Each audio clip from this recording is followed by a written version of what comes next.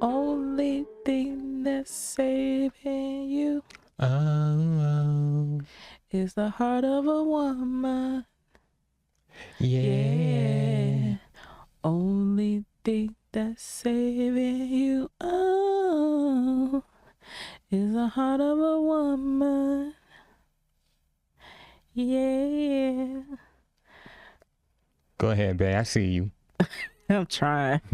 Yo, what's up, you guys? It's your boy Marquis. And this is your one and only, your favorite Taylor. And welcome back to the You Stuck With Me podcast. You stuck with me. Beautiful, how you feeling today? I'm okay. I'm feeling kind of warm now with this hoodie. I'm straight. How are you? I'm good. I'm glad that, we made it to the end of another week, so we get to do what we love. Cause they worked me hard in this 9 to 5. I know. But look, leave your 9 to 5 upon the show. Just enjoy yourself. Just enjoy yourself. Ooh. Let the music take. Let the madness in the music take to you. Life ain't so bad at all. When you're living off the wall. Living off the wall. Living life off the wall. Living on the wall. Something like that. I'm sleepy. So what's up, you guys? In this episode, we're going to be talking about something that's, we're going to break it down just to have a conversation with each other in this episode. So the reason why this episode is the heart of a woman is because I want to sit here and have a conversation with my wife about what it's like to be a millennial wife. What are the things that you think about during a day-to-day basis in our marriage, and some things that those who want to be married or are thinking about being married, just to give them a quick glimpse about how our marriage is tailored, and pun and no pun intended, how it's tailored, and the things that we've dealt with and the things that we go through, and just navigating the marriage life. More than a woman, more than a woman, more than enough for you. Dun, dun, dun, dun, dun. I agree with that. All right, I'm gonna be serious. So it sounds like this is gonna be a one-on-one conversation where you get to interview me, huh? Yeah. All right. It's not just me. It's not just me getting inside your head. It's our listeners listening to what you got to say and giving your 2 cents on some things that you see in the marriage space and in the relationship realm. Ew, I feel all special. All right, let's unpack this. What's your first question? So my first question to you is, have you always wanted to be married? Yes. I always wanted to be married. I don't know. It was crazy because when I was younger, I thought I was like that weird kid that wanted to like the little fairy tale stuff. Like let me backtrack. I'm not going to say I always wanted a fairy tale. I just know that I wanted to feel that love that you have in rom-coms, right? I know this sounds really cheesy, but that you want in rom-coms. Like I want that feeling of that love of a best friend, like in Brown Sugar, mixed in with the quirkiness of Made in Manhattan. Okay. So is it safe to say that growing up, seeing rom-com movies, and not rom-com, but also, any type of movie that had a relationship narrative to it, influenced you and inspired you to want to be married? Yes, I would say yeah. Especially the ones, I would say this, I want the type of love that I have for music. That desirable, passionate love. Like we could step away for a moment, but we always find each other type of deal. Does that make sense? It makes sense because knowing you, music is your passion, and you want your relationship to be filled with passion. So I get it. And I think there's nothing to sneeze about. I mean, people, not only just you, not just me, but, people who are searching for their special someone, their life partner, they want passion, they want the love, but we also got to explain to them that it's not always passion, it's not always love. We have our disagreements, we don't agree on everything, and you also have some things that you're not privy to when you're a kid. You just see things like black and white love, passion. They don't talk to you about the disagreements, the fights, the headaches, the in-between things that, typically go on in a marriage. And I think that with everything that we've been through and you've been through, particularly not only as a wife but as a woman, I think that you have a perfect way of describing things and breaking it down to anyone who who's curious, who wants to know. So, well, before we move on, we forgot to do something. It is the end of Black History Month. I got something for the end of the episode. Oh, you do? I got us. Okay, but I want to share this because I recently learned this today, and I was sharing with you earlier. Okay. And my sister. Okay, go ahead. You have the floor. So, in honor of the closing of Black History Month, I want to say this, and hopefully this inspires, some younger African Americans to, start this back up. Did y'all know that it's only 29 listed Black-owned or African American-owned gas stations in the U.S.? I didn't know that until you told me earlier. Yeah, 29. As of right now that I know, that I read. And how many are in the state of Illinois? One. Scary. One that I know that's operating. Yeah. Crazy, right? Mm-hmm. I'm like, man. Well, I mean, unfortunately, African Americans have been dealt a very bad hand in America. I'm just gonna say for what it is. We've been stripped of our chances to gain generational wealth. There are a few who have generational wealth, but if you would say that about overall African Americans, we don't have generational wealth. But we have people in our culture who do work with helping people get generational wealth, and some who have obtained generational wealth. And I'm not talking about just by being an athlete or being an actor, actress, but they've been doing, being a doctor, being an attorney. There are different ways, different avenues to become a millionaire and leave your family with generational wealth. I think that was crazy. But then also I was thinking about too, we never really are exposed to like different avenues where we know that we can be accepted or forge our own way. Mm-hmm. But I just want to share that since we've been sharing Black history facts. So, but you make sure you remember yours because I'm curious to what you got. Okay. But back to the topic. I'm sorry. So, what's your second question? So my next question to you is this: we've been married for almost 3 years, and we've been together for almost 8. I'll be the first person to tell you, or be the first person to say that dealing with me on a daily basis is not easy. Because one day I'm this way, one day I'm that way. But I understand that, and correct me if I'm wrong, you've gotten plenty of questions over the years of how you've been able to navigate the spaces of our marriage and of our relationship. And I know that our relationship is very unique to the cosmos, unique to everybody. But I'm going to be honest with you, I think you've done a masterful job of coming with whatever comes our way, just rolling with the punches. So can you speak to what it's like, 1, being married, and 2, being married to me? That is a lot. First of all, I will say the way I would describe the roller coasters that we've been through, I would say this: I love you like a Saturday.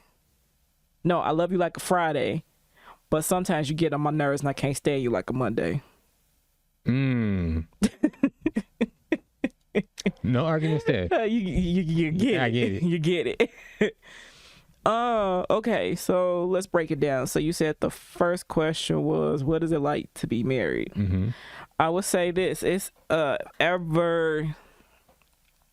everlasting, to me, an everlasting lesson. And the reason I say that is every day I learn something new about you, and I learn something new about myself. I realized that what I wanted. How old was I when we got married? I was 29 when we got married. Mm-hmm. The things that I wanted or I pictured our marriage would be at 29 is a lot different now at 32. Okay. So do you y'all know my age. So do you want to dive into what what our marriage is now compared to what you thought it would be? Like, is it exceeding your expectations? Is it full of surprises? Is it things that were like, dang, I didn't know that was going to happen type of deal?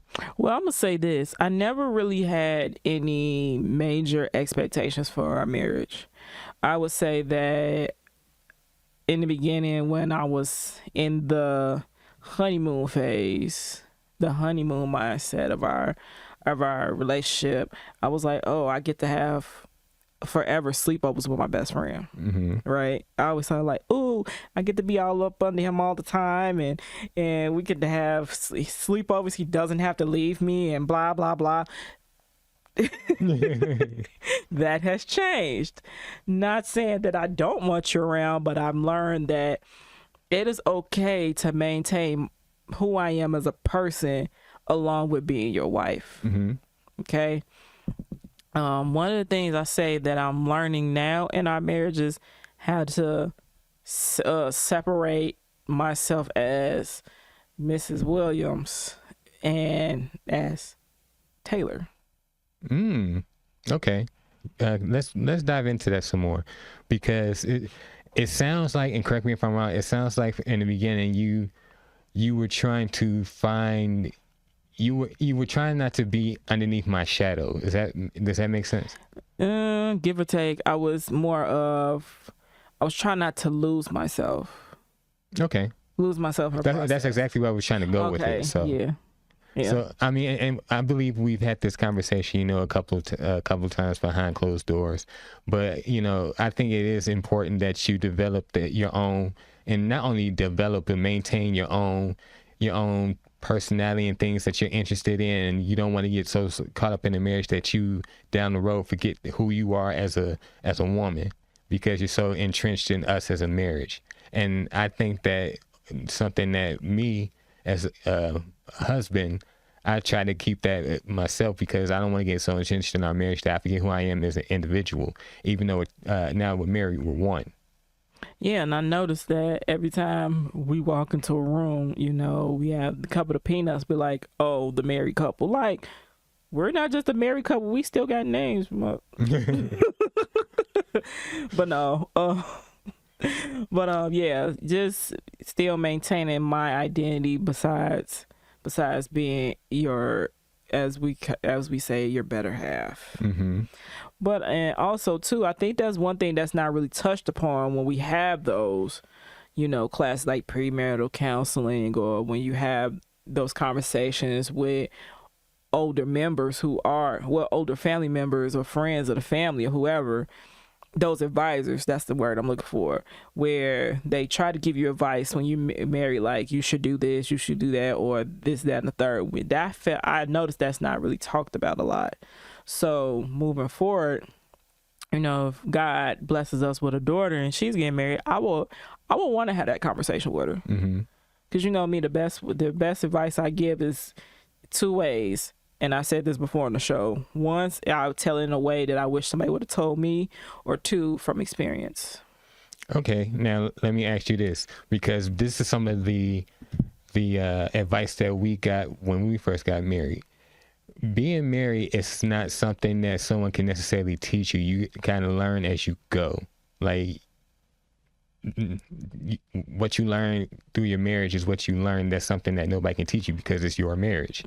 So what are your thoughts on that? Do you feel like coming into our marriage you were prepared, or were you looking for us to, did you have any goals for us that you wanted us to reach? Heck, I wasn't prepared for marriage. Please, anybody that says they prepared for marriage, they lying. They are lying. I agree with you, because what we say.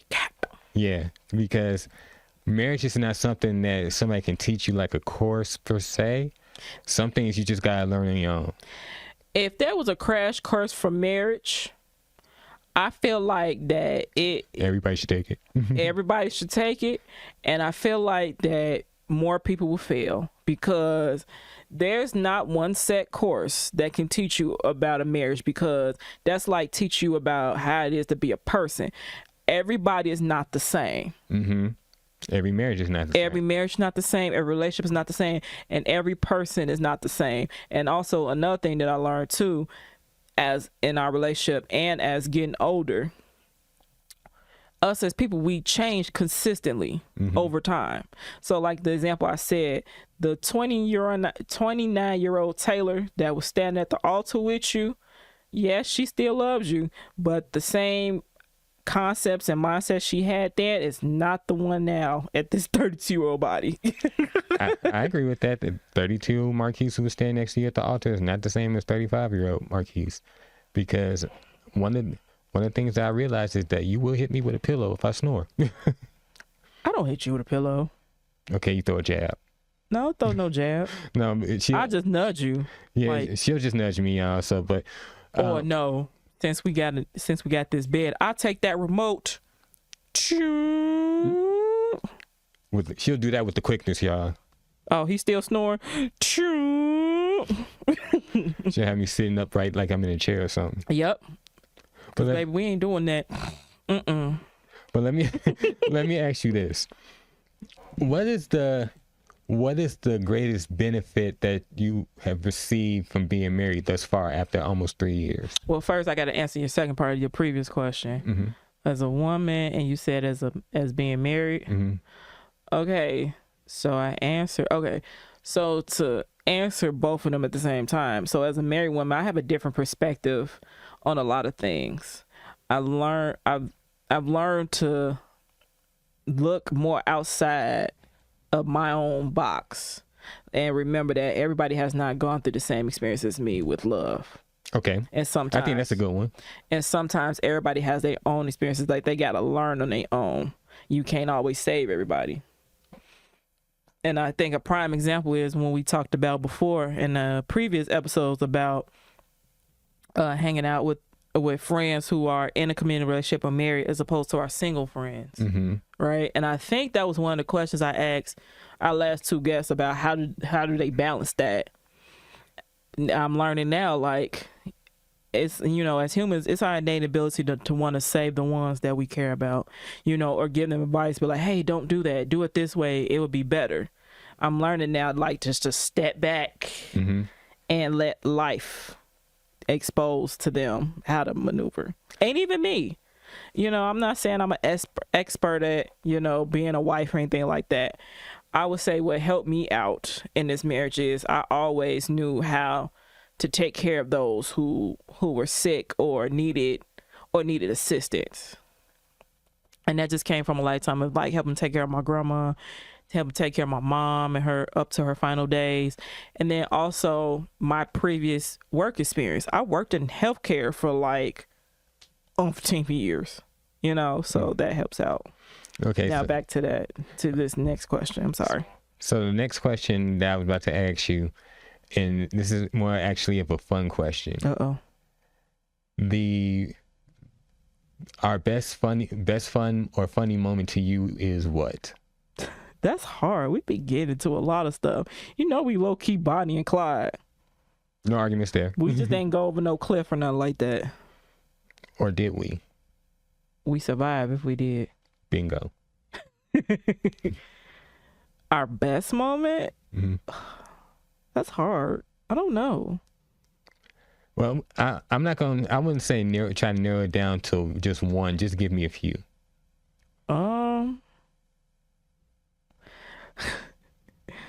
One of the moments that stick out to my mind is our honeymoon. When you got me out of my comfort zone to swim with dolphins. I'm still proud of you to this day. Yeah, even though I almost drowned you. Y'all look. We're not about to get into that. But did you die? I survived. But did you die? No, you're still here. I just remember, dang, babe, you trying to drown me before? No, but our honeymoon was fun. Going to different countries, seeing different parts of the world that, you know, are outside our own backyard, and, you know, just starting off our marriage in the way that we want to end it. You know, just being with each other. I do have one moment, but we was not married yet. I don't even think we were engaged. But I would say was around the first time your first stint of recovery, and the first time I was able to come see you. I'm trying not to cry. The first time I was able to see you, and you came to the door for the first time, you were still trying to learn how to walk. No, this is after your stem cell. Yes, after your stem cell transplant, I came to see you, and you wasn't walking 100%, but for you to actually come and walk to the door and just have that smile in your face, like how you used to always greet me when you used to live out in Indiana, and when I come over from like a long day of work, you used to always jump up and down like a little kid, and you was doing that.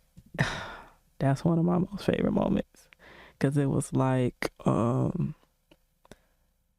you went through something really, really hard, and you was just determined. You was like, I'm gonna get up, I'm gonna do this, I'm gonna do that. And I'm like, I know. And then you would tell me I'm sorry.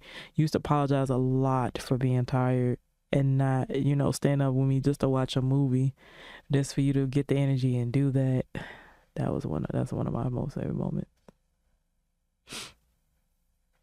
Great moment. Definitely. I'm not gonna cry. I'm gangster. And let's talk about that. One of my favorite moments with you all the time is always all the crazy colloquialisms. I know one in particular. In my vows, I was like, before you came around, I was a gangster. Now you don't came around, I'm an emotional gangster. Girl. Yeah. That's true though. I used to be all hard and have all the swag and stuff like that. And here you come, I'm all nerdy and this, that, and the third. Mm-hmm. I'm an emotional thug. So I cry. So let me ask you this. We have a lot of millennial listeners, some who are engaged, some who are single, some who are dating.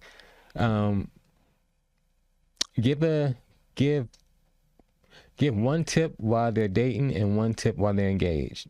The best advice you can give. That's hard. Okay, one while they're dating and one while they're engaged. Mm-hmm. I say with dating, it's okay to date around. And I said it's okay to date. I'm not saying sleep around. Make sure, yeah, that's it. I'm not saying sleep around. I'm not saying that. But if you out here sleeping around, make sure you wrap it up before you smack it up. Slow it down and drop it like it's hot. No.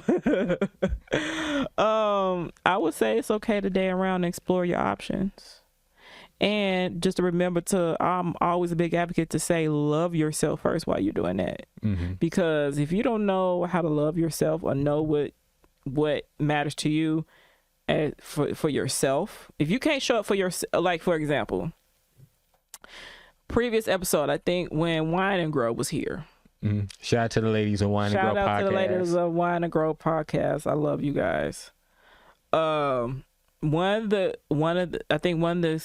examples I used was, you say that you want a man or woman or whatever potential spouse that you want them to show up for you.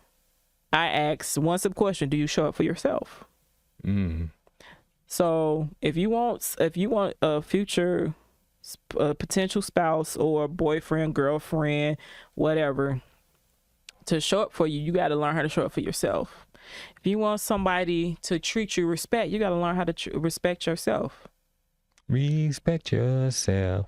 Nah, nah, nah, nah, nah. Oh, dang, I just really told my age. And no, but that's true. Because the things that I set out for you while we was dating, it wasn't nothing above and beyond. It was just stuff that I provided for myself or what I grew up with. And like what I always tell myself, and then I got this one coworker at work. I share inspirational stuff with her sometime, and she was just having a hard time. And I told her, I was like, remember, you are a queen. You should be treated as such. I think that's great advice. And the one thing I love about you is that you've already said this about yourself. you don't require a lot. I really don't. And it's not, and I'm not saying that because it doesn't force me to not have to do a lot. No, I'm going to do I'm going to continue to do what I did when I would start dating you. So that's not going to change. But you don't intentionally go out and make things harder just to, prove a point or see things. I really don't. And and one thing you notice about me, I may have this outgoing personality, but I'm really behind the scenes. To the point. Sometimes I'm behind the scenes. Now, I would say it just like how you always say that you're shy, and I'm like, at first when you said that, I'm like, no, you're not shy, but I had to sit there and really think about it. You're shy with other people, but you're not shy with me. So I had to stop thinking about just like trying to make it a general statement, but sit there and really break it down and get where you were coming from. Yeah, and I just had to realize I guess I should stop saying I'm shy. I'm just You like to read the room. I like to read the room before I just jump right in. So I say I'm like a hybrid of extrovert, introvert. Mm-hmm. Yeah. But to answer your second question, advice for those who are engaged. Mm-hmm. I will say this. The best advice that was given to me while me and Marquis were engaged was start your marriage how you want it to end. So basically, what I got from is you set that foundation for your marriage or for this commitment that you're about to make to each other. If like me, one of our foundations is open communication. I ain't gonna lie, that was a hard one for me because when I was the type of person, when we have a disagreement, I would shut down.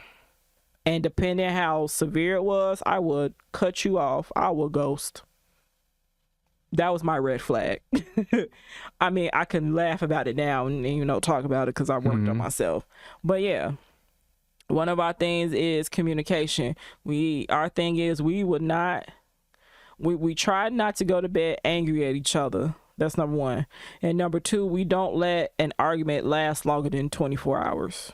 And Lord knows we learned that the hard way a few times. We learned that the hard way a few times. Now, we're not perfect at it, but it's better than what it was.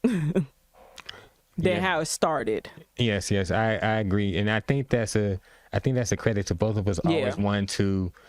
We always wanted to keep working on the marriage, keep making sure that we get it to, we want our marriage to be what we want it to be. And we're never consumed or concerned about what anybody else is doing in their marriage because we're too busy focusing on our own. Mm-hmm. So I think I definitely, as your husband, want to say that I definitely think that you don't get the credit that you deserve with a lot of things. But I also don't think that you don't mind that because, like you just said, more times than not, you like to be behind the scenes. I'm happy that you're always open to my craziness and my whatever I'm thinking. Cause baby, you come up with some ideas. I come up with ideas, but she's more times than not, you're like either okay or babe, I think there's a better way to do this. And I don't think that I would be the man or the husband I would be today because I didn't have you, because you definitely balanced me out. Aww. And I think that just like how you say you like to read the room instead of jump in, I'm definitely a jump in instead of read the room person. So we balance each other out that way. But and just like you said that you're an introvert, extrovert, I'm more of an extrovert. But once again, we balance each other out. And, it doesn't feel like it's been 8 years together, almost 3 years of marriage. A lot of the times I feel like I'm still in the honeymoon phase with you. That's just the truth of the matter. I mean, cause I like that. because we always tend to find one way or another to keep our marriage fresh, and it may be the most unconventional ways, but it works for us. So, and I'm proud of the lady that you've become, the woman that you become, the woman that you're becoming. I think that the world is going to be your oyster. Anything that you set your mind to, any idea that you have, you're going to go out and achieve it. And I'm going to be right there behind you, just like A$AP Rocky was behind Rihanna. Cause baby, the way that ASAP Rocky flung over that road to hug and kiss her over that trail. See, and that's how you know. That's like, that's the energy I like. Yeah, and I know a lot of people would probably be like, if ASAP Rocky ain't flying over here, like, or my man ain't flying over here like ASAP Rocky did, I don't want it. Sometimes you just gotta be content with the person who they are and just celebrate them. Side note, before we wrap this up, there's one thing I want to debunk here about me. I got an idea of what you're about to say, but I'm gonna let you say it. Everybody just has this perception that me and you just think alike. That I'm always agreeing with you. No. Like, for example, you might put something on social media, and there's been perceptions that that I agree with it because I don't say anything. I don't say anything because I would have seen it, and I'll be on the phone with Marquis and be like, babe, what the hell you gonna put on social media? Like, why are you doing this stuff? I'm gonna be honest with y'all. She definitely knows how to rein me in. I do, but and it's not just with stuff on social media, but it's just with me as a person. It's just anything in life in general. So I wanted to debunk that. Like, it's just like me and you may have some similarities. But we do have differences. And even though I do like video games and Jordan's just like Marquise, I'm still a lady. A lady. I still yell at him sometimes, telling him to get off that doggone game and come spend time with me. I'm a guy, y'all. Well, what you thought I was going to say? You are not pregnant. I'm not pregnant. You're right. I'm not pregnant yet. Whenever God see, you beat me to the yet though. Wait a minute. No, what was my saying? Oh, for anybody out there, I want y'all to hear this. Anytime anybody asks me when I'm gonna get pregnant, when we're gonna get pregnant, or am I pregnant, this is the answer you're gonna get. No, I'm not pregnant. I would be pregnant once I stand in the shadow of the Holy Spirit. When I stand in the shadow of the Holy Spirit. Oh, God. That's me and Marquis' inside joke. He know where I got that from. And that is some of the moments that we have, ladies and gentlemen. Yeah, look, the first time she said that, I felt like I was crying. He was like, what? He was like, what? What you say? I said, we will become pregnant once I stand in the shadow of the Holy Spirit. On that note, you guys. Oh wait, your Black History fact. Black History fact. I can't top nothing. Steve looking like, what? We gonna tell you about that offline, off air, Steve. I forgot my Black History fact. The Black History fact is my wife will become pregnant with the next African American victor once she decides to stand in the shadow of the Holy Spirit. I can't deal with it. And on that note, y'all, people, you want to tell the people where they can find us? Oh, okay. Today has just been full of laughter. Okay. I'm gonna tell them, and then hopefully you get your Black History fact back. You can find us on, you can find us on Apple Podcasts, Spotify, YouTube, or anywhere you stream your favorite shows. Well, I'm sorry, you can listen to us on Apple Podcasts, Spotify, YouTube, or anywhere you stream your favorite shows. You can hit us up by sending us an email, reach out to us directly. You can find us on Facebook, IG, TikTok, and the app formerly known as Twitter Bay. You want to drop the handles? You can find us at You Stuck With Me _podcast on IG. That is USTUCKWITME_podcast. You can email us at youstuckwithme@gmail.com. That is USTUCKWITME@gmail.com. You can find us on Facebook. We have a Facebook page. You guys can just type in You Stuck With Me, and you can it's all one word. You'll see all the videos, all the crazy stuff that we post. You can find us on TikTok, You Stuck With Me _podcast, same as IG, USTUCKWITME _podcast. You can find me personally on IG mine_1. That is M1NE_1, and that's the same on X, formerly known as Twitter. X formerly known as that you just blew my mind up with that one. Oh, you forgot TikTok. I did say TikTok. Oh, I'm sorry. I'm still stuck on my own joke. You can find me personally on Instagram and the app formerly known as Twitter under Queen Points. That is PO_NTZ. Again, that is Queen Points. PO_NTZ. And also, since Marquis was late to the game, to TikTok game, you can follow me personally under Queen Points 22. Again, that is Queen Points 22. Hey. Oh, we forgot one. Thank y'all for blowing up our YouTube. Thank you for blowing up our YouTube. Thank you for the TikTok following. Thank you for the Instagram following. But we need one more thing from y'all. Just one more thing. Make sure you grab your tickets to our live show, the You Stuck With Me live show, April 5th. I was about to say 4th. April 5th at One Direction Church. Doors open at 7 o'clock. Be there at 6:30, y'all. I mean, y'all don't want to miss this. Y'all think we laughing and joking right now, right here, virtually. Wait till y'all meet us in person. Yeah, because look, we already know that we're a hot mess, and we accept it. We're not a hot mess. We are a beautifully created, complex mess. I like how you spun that. Anyway, you don't want to miss it. There will be games, karaoke, great discussion. Vendors. Yeah, support the vendors, you guys, because they definitely put in a lot of hard work. So, and they're Black owned. Yes. Buy black or die. I like that.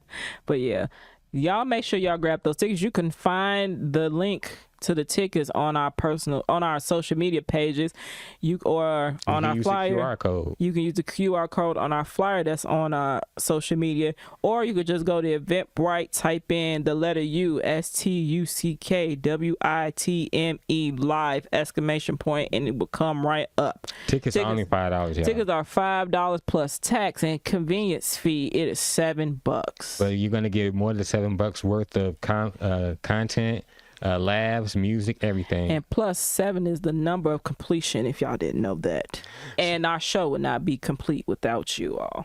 So once again, this is your boy Marquis. Did you remember the fact? No. Oh, maybe next episode. And this is your one and only, your favorite Taylor. And we out, y'all. Hey, you stuck. Come back. You stuck with us. Peace out, y'all. Come back later.